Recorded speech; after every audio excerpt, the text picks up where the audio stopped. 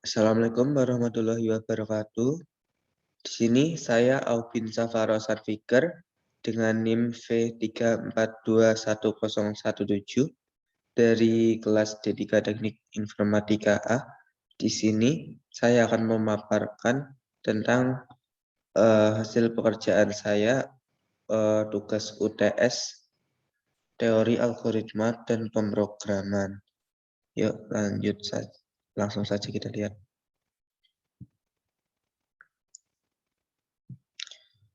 Untuk yang pertama, itu pseudocode untuk konversi umur. Yang pertama itu saya mulai, lalu saya membuat variabel tanggal lahir, bulan lahir, dan tahun lahir dengan tipe data integer. Kenapa integer? Karena data yang dimasukkan berupa bilangan-bilangan bulat. Lalu ada juga tanggal X, bulan X, dan tahun X. Variabel ini digunakan untuk waktu yang ingin dituju dengan menggunakan tipe data integer sama seperti tanggal lahir, bulan lahir, dan tahun lahir. Lalu ada tahun durasi, bulan durasi, tanggal durasi, dan sisa, dan menggunakan tipe data integer karena nilainya berupa bilangan bulat. Lalu saya membuat yang kelima, saya membuat input tanggal lahir untuk memasukkan tanggal lahir. Lalu yang keenam membuat input untuk bulan lahir. Setelah itu nomor 7 membuat input tahun lahir. Setelah itu nomor 8 kita masukkan tanggal yang dituju. Lalu nomor 9 itu bulan yang dituju. Lalu yang nomor 10 itu inputan untuk tahun yang dituju. Lalu pemrosesannya itu jika kita sudah masukkan tahun lahir, bulan lahir, dan tanggal lahir, maka akan diproses untuk variabel tahun lahirnya, nilainya akan dikali 360, lalu nilai bulan lahir akan dikali 30, setelah itu ditambah tanggal lahir. Nanti akan menghasilkan sejumlah bilangan. Lalu untuk waktu X, itu nanti tahunnya itu dikali 360, bulannya dikali 30, lalu ditambah tanggalnya. Lalu kita membuat variabel durasi yang nilainya itu waktu X kurangi waktu lahir. Setelah itu untuk variabel tahun durasi itu didapatkan dari durasi dibagi 360. Nanti akan menghasilkan kita sudah berapa tahun. Lalu untuk sisanya kita moduluskan dengan 360. Sisanya jika dibagi 30 akan menjadi umur kita sudah sampai bulan berapa. Setelah itu sisanya itu akan menjadi tanggal kita umurnya sudah berapa.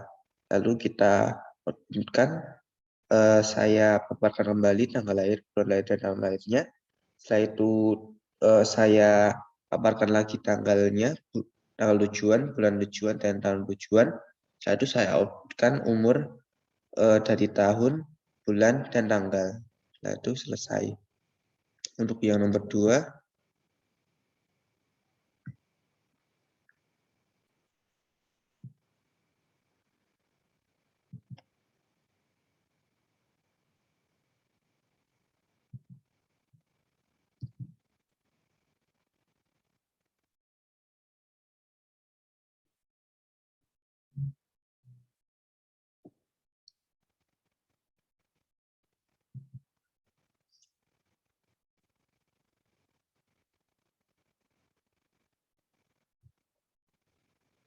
Untuk yang nomor 2, saya mulai lalu saya buat variabel sisi 1, sisi 2, sisi 3, X dan Y dengan tipe data double karena bisa jadi bilangan yang dimasukkan berubah desimal.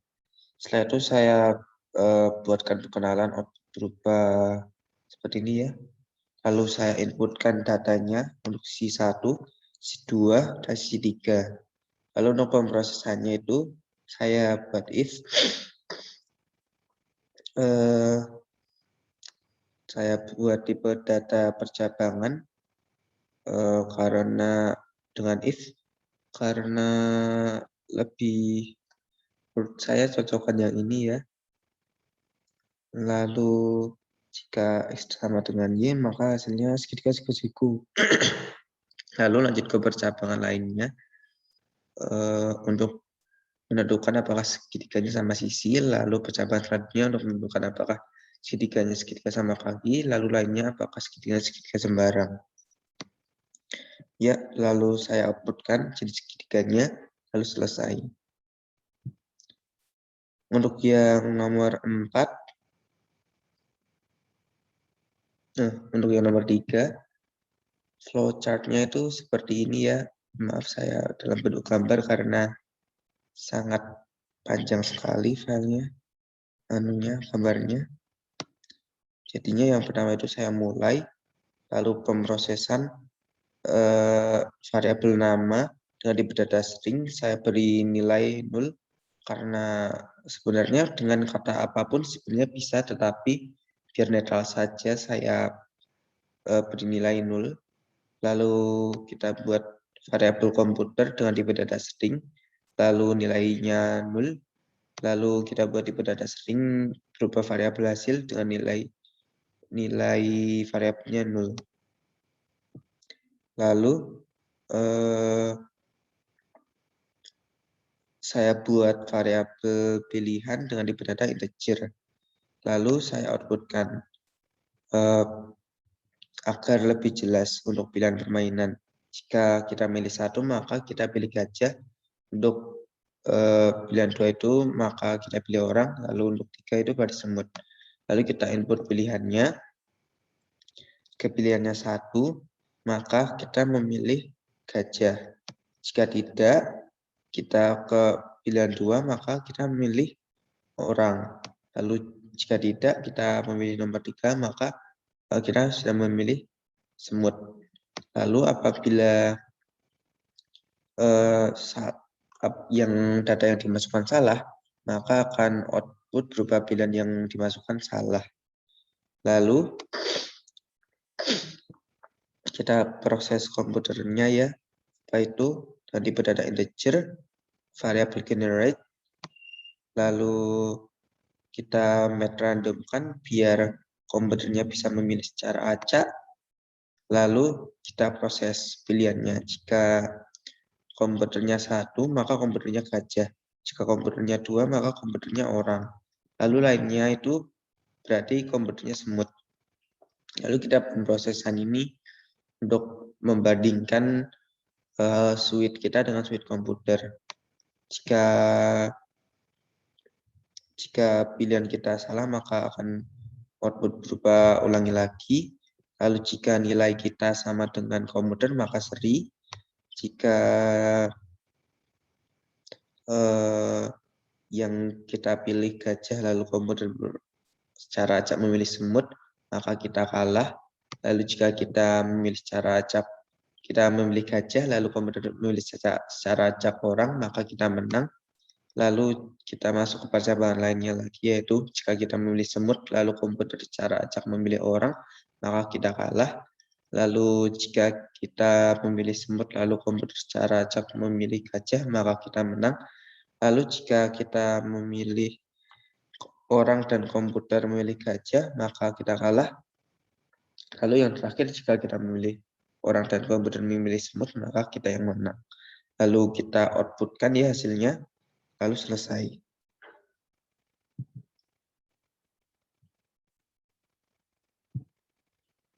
Lalu untuk flowchart nomor 4 yang golongan gaji. Pertama, kita mulai dulu ya. Kita buat variabelnya pajak, total gaji, golongan 3,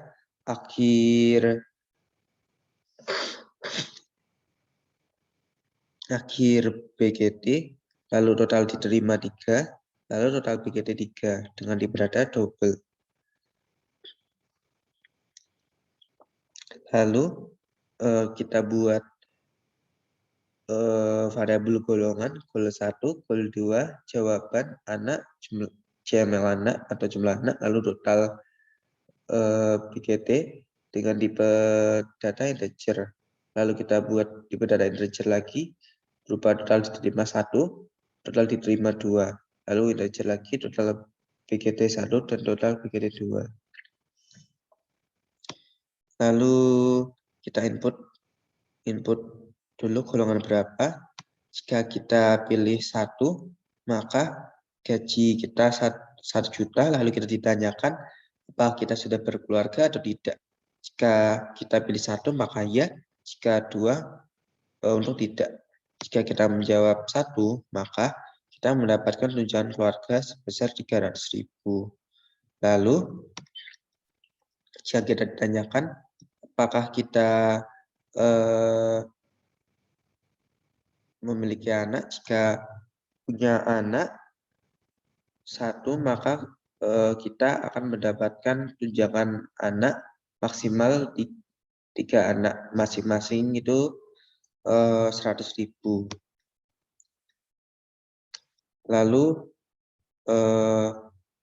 akan ditotal ya, awalnya gajinya 1 juta ditambah gaji, ditambah tunjangan keluarga dan ditambah tunjangan anak.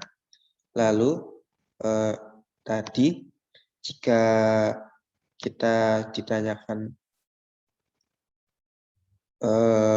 apakah memiliki anak atau tidak, apa kita memiliki keluarga lalu kita menjawabnya tidak, maka kita tidak mendapatkan tunjangan keluarga dan langsung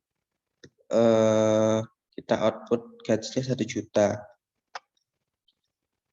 Lalu untuk kasus yang kedua, jika golongan gaji kita 2 juta, kita ditanyakan apakah kita sudah memiliki keluarga atau tidak. Jika sudah, maka akan lanjut ke percobaan selanjutnya. Jika tidak, maka output berupa total gaji kita yang tetap 2 juta. Lalu untuk percobaan selanjutnya, kita mendapatkan tunjangan keluarga senilai 300.000. Lalu kita ditanyakan pencabangan lagi, apa kita punya anak.